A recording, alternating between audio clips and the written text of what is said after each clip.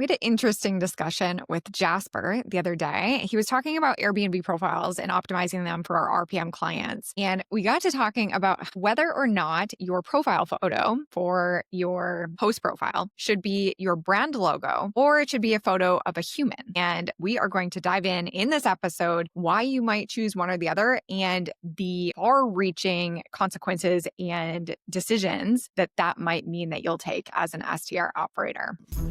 Welcome to Get Paid for Your Pad, the definitive show on Airbnb hosting, featuring the best advice on how to maximize profits from your Airbnb listing, as well as real-life experiences from Airbnb hosts all over the world. Welcome.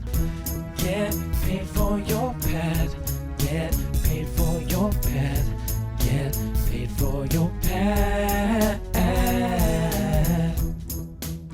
Welcome back to Get Paid for Your Pad. I'm Kaye Putnam, head of marketing at Freewyld and Freewyld Foundry, and Eric is on the line with me. Hello. Let's dive into this. I love this topic. I'm curious to see what comes up as we start. I don't want to say debating it, but just looking at all sides. It is kind of a debate because on one hand, you could be completely brand forward. And by brand forward, what I mean by that is think of any hotel brand, Marriott, Four Seasons, etc. You don't know that it's Joe Blow that is the CEO that is inviting you into the hotel. They're inviting you into Marriott. Whereas short-term rentals, we do have this kind of culture in our industry of being much more personal, somebody that's opening up a home to another human. So you could be on either side of the spectrum. So we'll dive into that. Now, with Freewyld, our own STR brand, we are heavily on the brand side. Do you want to talk through some of our early discussions on why we decided to do that? Yeah, all the short-term rentals that I've ever hosted up until Freewyld has always been host-forward profiles with the idea that you're kind of humanizing the experience, that people want to understand who is hosting, who they're staying with, all of that.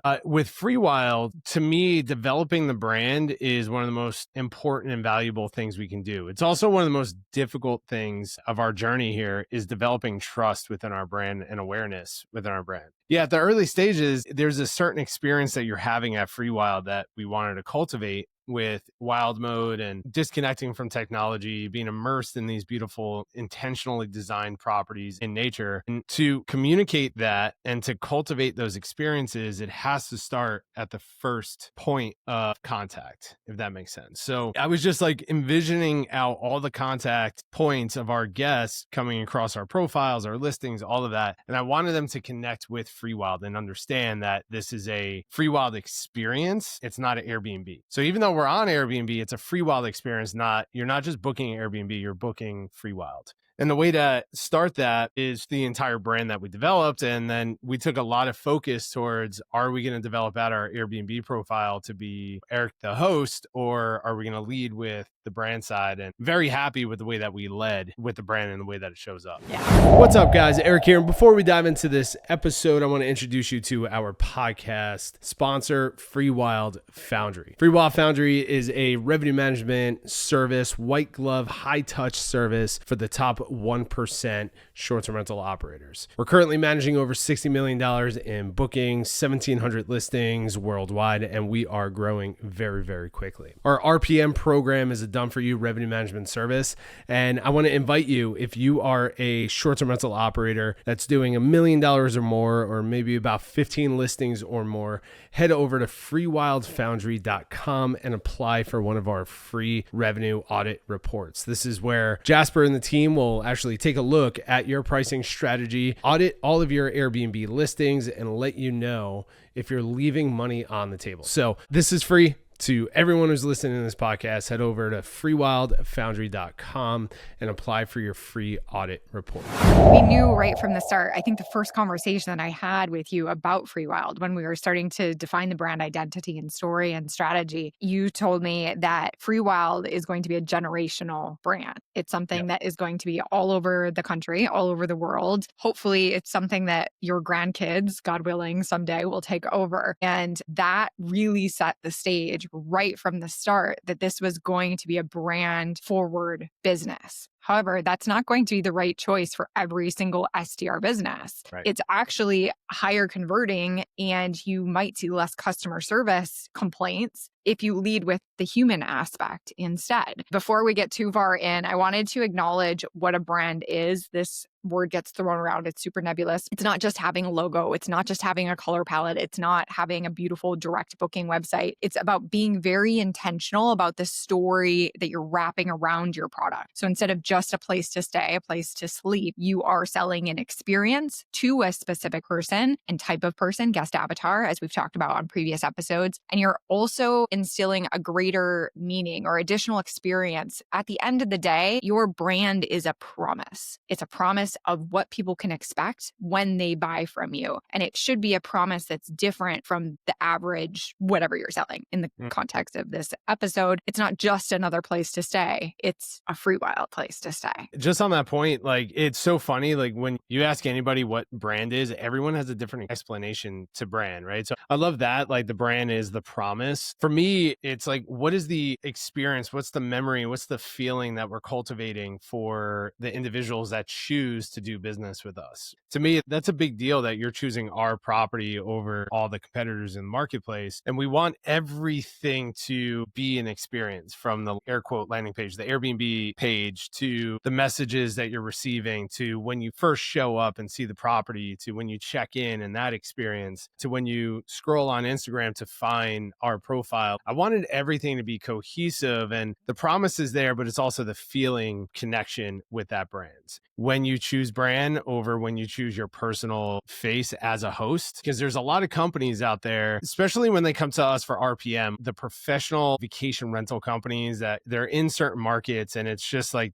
I'm making this up, but say like San Diego vacation homes. I'm not cutting down on any of those brands, but will that brand outperform versus the owner of the company's personal profile? Where is the connection to the brand if it's just San Diego vacation homes versus Mary Jones, who has been in San Diego for the last 20 years and hosting for that entire time, and like is embedded in the marketplace, and me and my team are here to support you, and here's a photo of me and the family and the dog, right? It's like that versus a brand that hasn't gone through the process of developing out a real identity, and like the connection to that identity may not be there. It's different connecting to Freewyld versus Idlewild vacation homes. Yes. There's a difference between being professional and having purpose as a brand. I think a really effective thought exercise when you're thinking about brand is to ask yourself, if your brand was a person, who would it be? Is it just the generic vacation rental host? Or is it this like fully defined character with a personality and a specific point of view, meaning it actually has opinions, it disagrees with things, makes people feel a human connection to it? That is the true expression of a brand. I think baseline, every host everywhere needs to be professional. Like, you want to have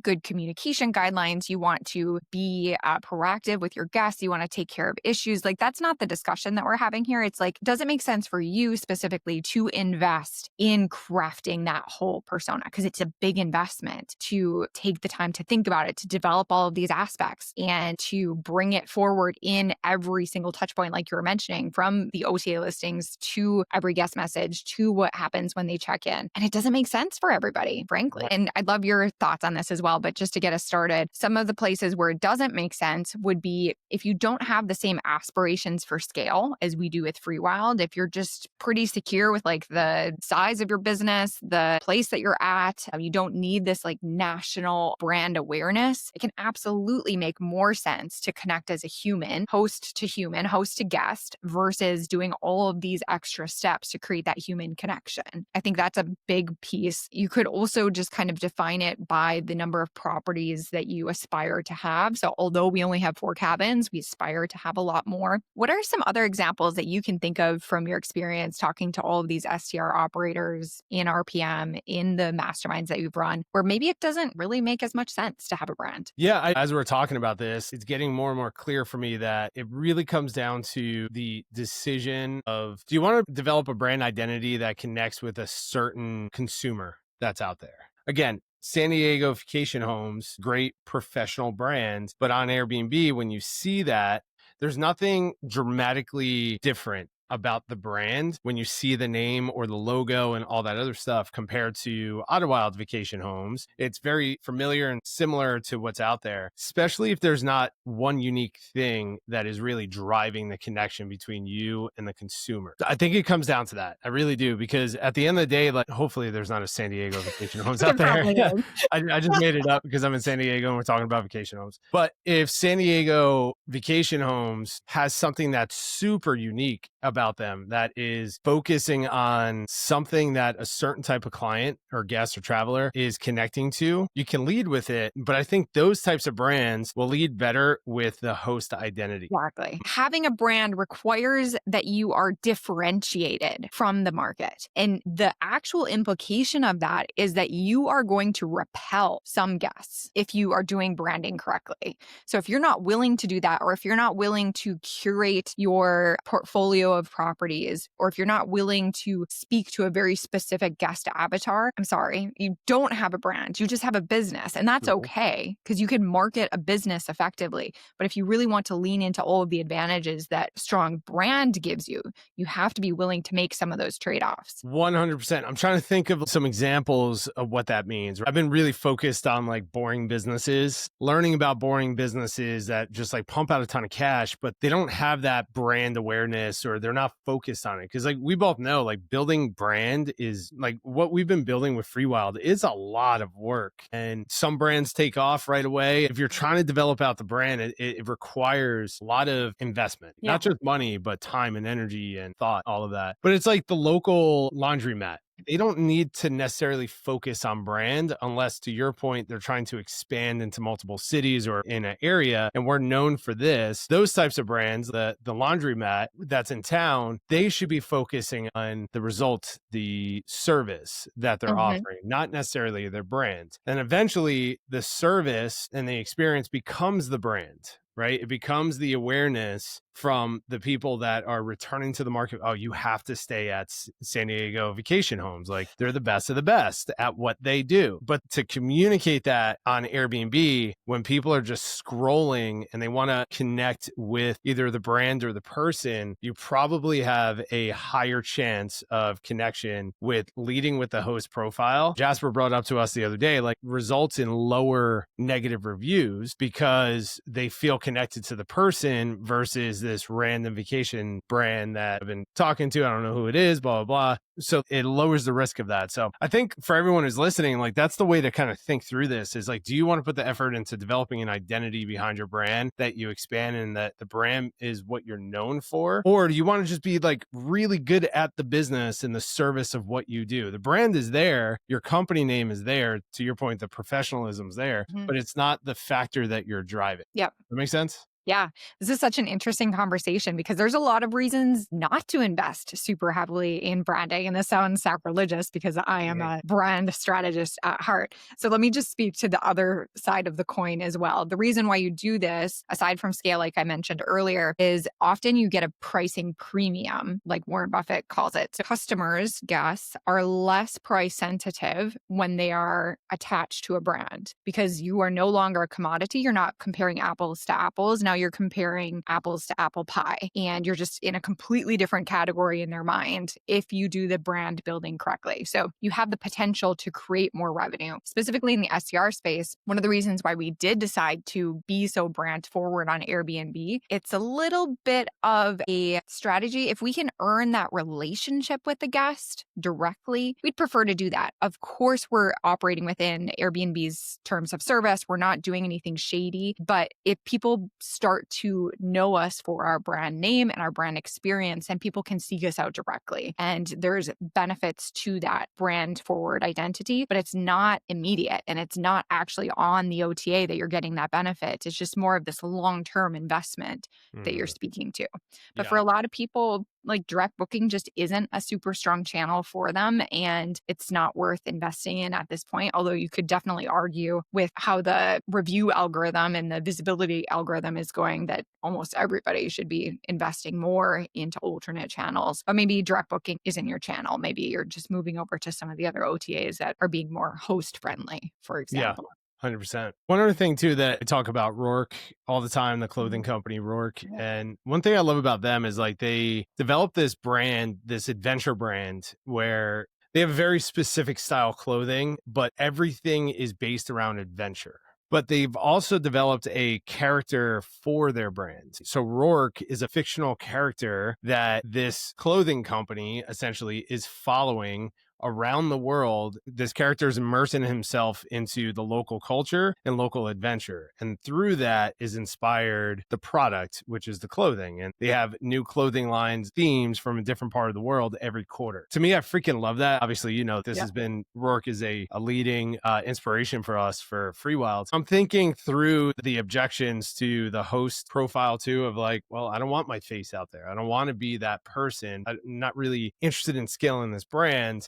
Not saying that you have to create a fictional character, but it doesn't necessarily have to be you. It could be somebody in the team. It could be, you can go down that route. But yeah, I just wanted to share that. You can take this in any different direction, but at the end of the day, it has to be intentional and you have to understand who's interacting with it and what are you delivering to them. Yes. Right? I want to speak to some specific examples in the STR space of where your tactics would change based on which strategy you decide to take. So we've talked about the Airbnb profile photo. Of course, the person is more personable, higher conversions, more connection. Logo is hopefully communicating brand consistency. By the way, caveat, little ADHD brain moment here. But if you go the brand forward route and then you don't live up to your brand promises, I'm thinking specifically of some of the really big branded vacation rental management companies that have been faltering lately. Once people have a bad experience with one, you're impacting your entire rest of your portfolio. So you really have to be intentional and be willing to put your reputation on the line when you are going this brand forward route. You have to do it right. So yeah, that was just an aside. But do you want to comment on it? I know you're about to go off somewhere and this might drag us into a freaking rabbit hole. So feel free to say punt and like, we'll talk about this later. But what just came up for me as you were talking about this is in recent news, Cracker Barrel and the challenges that they have with their rebrand. What came up for me is like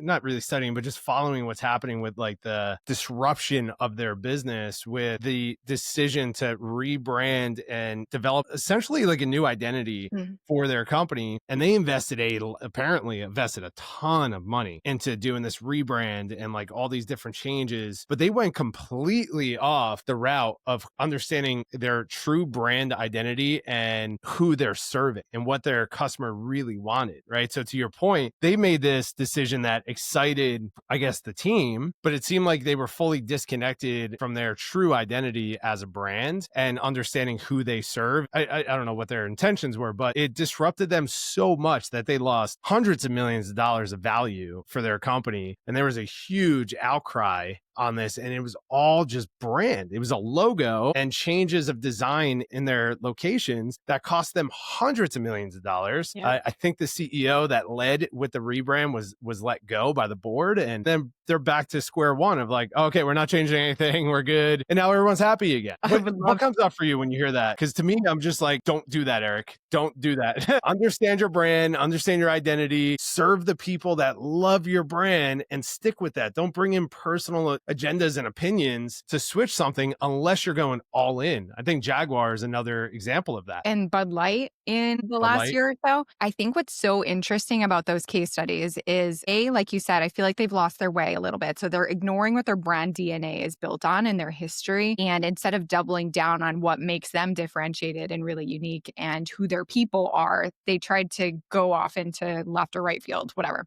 That's one interesting thing. That would be like having a bunch of budget condos in high rises in Atlanta and then calling it luxury when there's like nothing to back up the experience. The other thing that I think is so interesting about all of these examples is that brand building is a long-term process, like we already talked about. So if the team truly believed that that was the right direction for the company, they should have doubled down and they should have been like, this is what we stand for now. It might take a little while for you guys to catch up with this is what our brand DNA is going to be moving forward. But instead they all freaked out and just like, okay, never mind. Just kidding. It was global news and they lost a lot of money. And I mean, to your point, I love what you said there. If it's true to your ethos as a company and it's like, we're all in on this, we don't care about the blowback, we don't care about losing market share. This is who we are. This is who we serve. Do business with us or don't do business with us. That's totally fine. We respect your opinion. But if you do business with us, this is how we're going to serve you. People would respect that, right? Yeah. Eventually they would respect that. And you have to get through the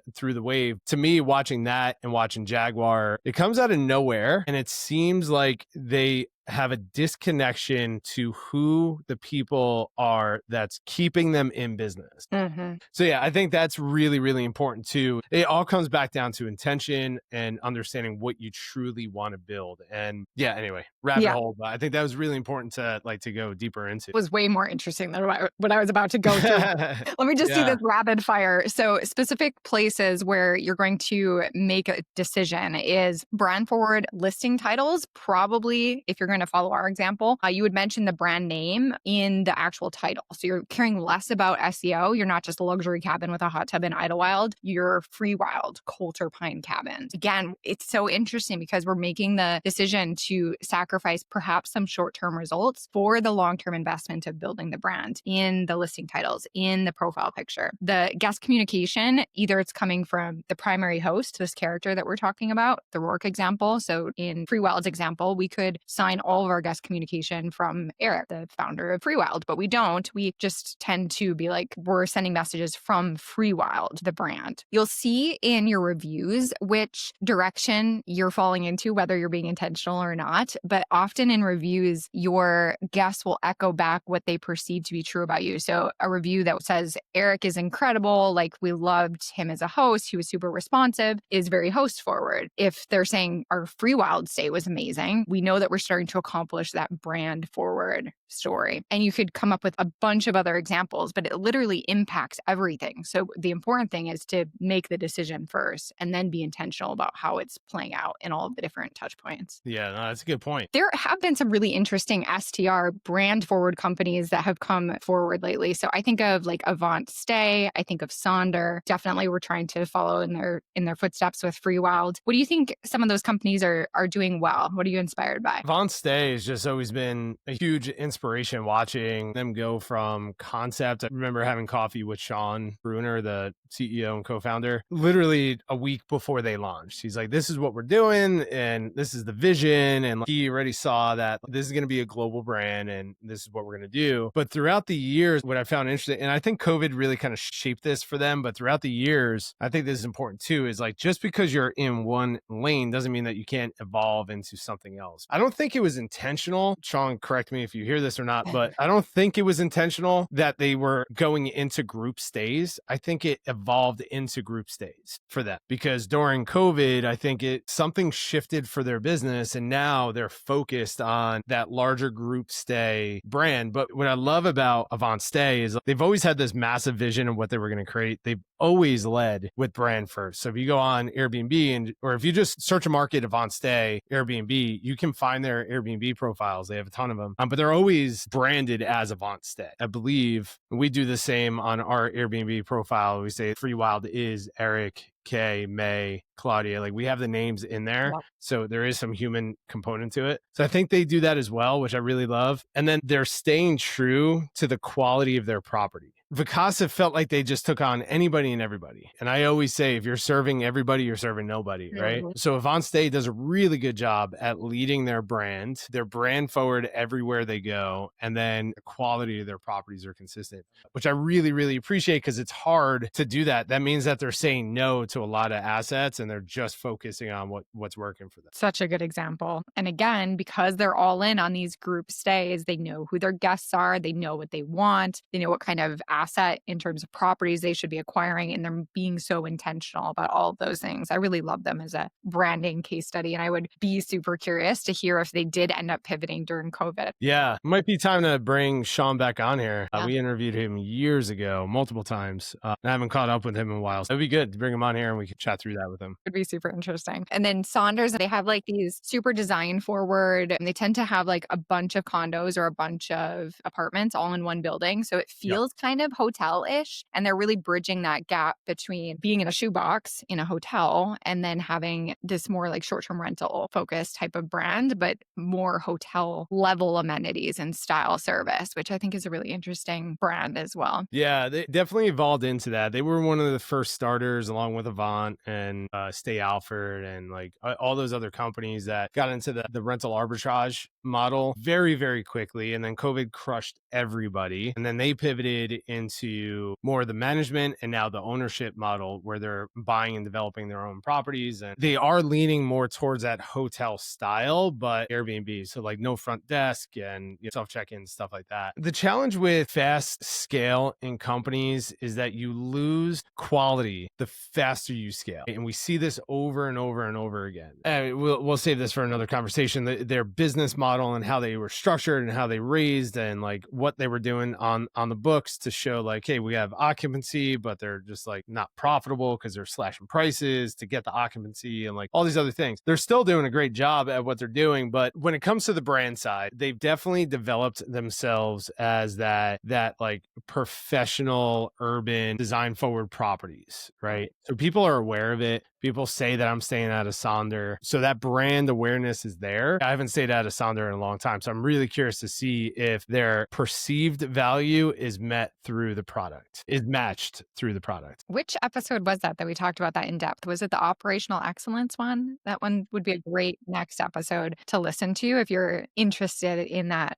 conversation, because we've had a similar one about basically living up to your brand and fulfilling that promise that you're giving to people in your marketing. Let me just interject there. Like that's freaking difficult to do. Everything we're talking about is difficult. Nothing here is easy. Doesn't mean that it's impossible to do, but what we're going through now is like, how do we get someone from Airbnb that books a Freewyld to experience wild mode? The operational side of that, it's tricky to do. But the moment that you match that, that's where, in my opinion, you have ultimate growth in your business. Like you have that connection to the brand. Yes. And we are currently sitting at 48% this quarter direct bookings. So it's working. Yeah, it's awesome. We like to see that. I'm so curious. I would love to hear for you listening what your decision is. Are you host forward or are you brand forward? Reach out to Eric on LinkedIn, search Eric D. Moeller and let him know which path you're taking. Because as we've explored in this episode, there's no right answer. And you may be somewhere in between the spectrum of these two things, but just make sure that you're being intentional so you're not confusing your guests or losing out on some of the potential benefits of being one or the other strongly. So really excited about that. What are you excited about, Eric? I'm excited about a lot. I'm heading up to Idlewild tomorrow for the first time in a little while. I've been traveling like crazy. So get to go up there. I'm actually hosting a friend's wedding at the property. So super pumped about that, but just excited to like get back in there. And, maybe we'll do a episode on this, but there's been some like short-term rental changes in Idlewild that's really affecting us in a negative way. And so now it's challenging us to think a little bit different of what we're doing with Freewyld and the Freewyld brand in Idlewild. So when we first got the news of what's happening up there and how it's affecting us, Tony Robbins has this thing, feel sorry for yourself for 5 minutes and then make the decision to take action after that. For 5 minutes, I was like, oh, this is such a bummer. But now it's exciting me because it's unlocking the creative side again of thinking, what are we going to do with this property? What are the options? What can we turn this into? Like, how do we make this challenge a positive for us? So now it's unlocking so many different ideas. So I'm pumped about that. I'm going to be spending a couple of days up there and then next week meet with our architect to kind of map out like, hey, what do we do here? How do we create something that's world class? So super excited about that. And then we have a new team member, Cammie, who just joined, which I'm freaking pumped about. Our team is growing like crazy. It's kind of nuts to see that. Like when we had our team call on Monday and seeing like all the faces from all over the place, I'm like, this is freaking awesome. So I'm excited about that. Welcome to the team, Cammie. But we're going to be building out some like really awesome systems and marketing and all this stuff for Freewyld Foundry, RPM, to start scaling that. Anyone who's listening, if you guys are doing $1 million or more in revenue and you need some support or want us to take a look at your revenue, just reach out to us at freewildfoundry.com. I have a really exciting revenue leak quiz in development. It's not quite ready for public consumption yet, but we've been building all sorts of really valuable tools for people. And if you want to be the first, like Eric said, head over to freewildfoundry.com. Make sure you join our email list and you'll be the first to know when that is live and ready. A couple other things is not next week, but the following week, I'm flying up to San Francisco. I'm spending 4 days at the Airbnb headquarters. Well, we're going to be there. They're putting on this little host summit that we were invited to, which is really awesome. So I don't know how many people are involved. I think maybe less than 100, which is really cool. But we're doing a few days at the headquarters, which has been a dream of mine to be able to tour it and get to be there. And then we're doing some Airbnb experiences, all of that. So super pumped about that. And then I think the week after that, we're going to be in Vegas for VRMA. Cannot wait. Lots of exciting stuff. Yes, we're hosting a workshop there, or a skills lab, as Verma calls it, called Pricing Power. So if you have been listening to our different revenue management episodes and want to put your sleeves up and actually learn how to implement this in your own portfolio and see results from it, then definitely make plans to visit us in Vegas. And we'll also be doing live little turbo revenue reports, so pricing audits live at the event. We'll talk more about that as the event is getting closer, but that's going to be really exciting too. Yeah, I'm pumped. We got a lot of exciting things happening. So All awesome. right. This was fun. Thanks, Kay. Thank you. Have a good one. Adios. Welcome to Get Paid for Your Pad, the definitive show on Airbnb hosting, featuring the best advice on how to maximize profits from your Airbnb listing, as well as real-life experiences from Airbnb hosts all over the world. Welcome. Get paid for your pad. Get